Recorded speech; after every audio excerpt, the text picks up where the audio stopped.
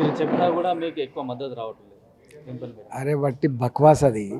బట్టి మీద మీద వార్తలు ప్రచారం చేసుకొని మేమే చేస్తున్నాం అంటే నిజంగానే అయితే ఎందుకు 48 సంవత్సరాల కాలం పాటు అధికారంలో ఉన్నటువంటి కాంగ్రెస్ పార్టీ ఎందుకు కులగణన చేయలేకపోయింది? అధికారం పోయినప్పుడు అడమైన ఆలోచనలు తప్ప నిజమైన ఆలోచనలు ఎప్పుడు వాళ్ళు చేయరు. అంటే తెలంగాణలో సక్సెస్ అయింది కాబట్టి కేంద్ర ప్రభుత్వం కూడా దాన్ని మమ్మల్ని రోల్ మోడల్ తీసుకొని చేస్తుంది అంటున్నారు. రాహుల్ గాంధీని రోడ్డు మార్లు తీసుకునే పరిస్థితి ఉందా భారతీయ జనతా పార్టీ? 3 రాష్ట్రాల్లో అధికారం ఇస్తే మొత్తం 29 రాష్ట్రాలలో 3 రాష్ట్రాలు ఇచ్చిండ్రు. కర్ణాటకలో, హిమాచల్ ప్రదేశ్లో, తెలంగాణలో.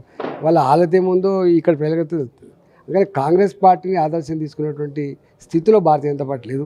భారతీయ జనతా పార్టీ ఏం చేయాలనుకుంటుందో, ఎట్లా చేయాలనుకుంటుందో దానికి ఒక స్పష్టమైన పద్ధతితో రోడ్ మ్యాప్తో ముందుకు పోతుంది తప్ప ఈ దేశానికి మొట్టమొదటి ఓబీసీ ప్రధానమంత్రిని అందించిన చరిత్ర బీజేపీది మాత్రమే.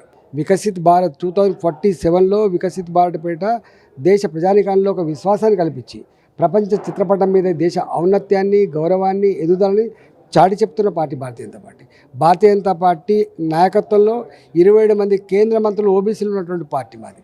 12 మంది దళిత బిడ్డలు మంత్రులుగా ఉన్నటువంటి పార్టీ మా పార్టీ. మమ్మల్ని పట్టుకొని ఒక రాష్ట్రపతి పదవి వస్తే మొట్టమొదటి రాష్ట్రపతి పదవి మోడీ గారి ఆధ్వర్యంలో వస్తే ఒక దళిత బిడ్డ అయిండు. రెండోసారి అవకాశం వస్తే ఒక ఆదివాసీ అడవి బిడ్డ అయింది. మమ్మల్ని నువ్వు ఆదర్శంగా తీసుకోమని చెప్తావా? నీది నువ్వు చక్కగా చేసుకోరాదు. అంటే ఇప్పుడు సర్పంచ్లకు కొన్ని బిల్స్ పెండింగ్ ఉన్నాయి, ఇప్పటివరకు ఇట్లా వాళ్ళని జైలు వేసిన పరిస్థితి కూడా ఉంది. ఇప్పుడు ఆర్థిక పరిస్థితి బాగాలేదని చెప్తున్నారు మరి వాళ్ళు. దివాళా తీసిందని చెప్పి నేను చెప్పట్లే, ఆయనే చెప్తాడు.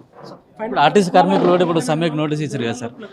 మహాలక్ష్మి పేరిట ఇప్పుడు గవర్నమెంట్ అధికారంలోకి వచ్చి కాంగ్రెస్ ఇప్పుడు అదే మహాలక్ష్మిని పక్కకి పెట్టే పరిస్థితి వచ్చింది. ఆర్టీసీ లాస్ట్లో ఉందంట. ఈ రాష్ట్రంలో ఆర్టీసీ కార్మికులు కావచ్చు, అవుట్సోర్సింగ్ ఎంప్లాయీస్ కావచ్చు, రేపు మున్సిపల్ కార్మికులు కావచ్చు, రేపు గ్రామ పంచాయతీలో పనిచేసే సఫాయి కార్మికులు కావచ్చు, ఎవరు వాళ్ళ బాధ మీద పోరాటం చేసినా భారతీయ జనతా పార్టీగా వాళ్ళకి అండగా ఉంటుంది.